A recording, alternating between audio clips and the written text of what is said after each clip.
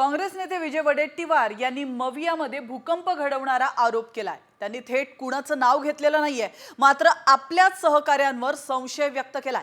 नाना पटोले आणि संजय राऊत जागा वाटपाच्या चर्चेत होते। जागा वाटपाचा तिढा 2 दिवसात सुटला असता तर 18 दिवस प्रचारासाठी प्लॅनिंगसाठी मिळाले असते। आम्ही कुठलंही प्लॅनिंग करू शकलो नाही। या घोळामागे षडयंत्र होतं का, असा सवाल वडेट्टीवार यांनी उपस्थित केला।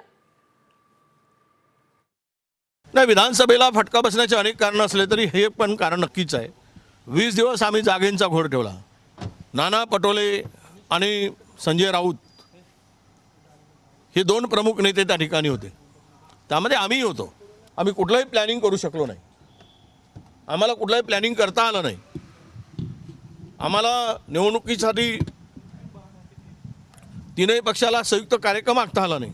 हे एक मुख्य कारण आहे की जागा वाटपांचा घोळ आणि घालवलेला वेळ याचाही फटका नक्की बसलेला आहे। वेळ घालवण्यामध्ये कुठं काही षडयंत्र प्लॅनिंग होतं का, अशी शंका घेण्यास हरकत नाही।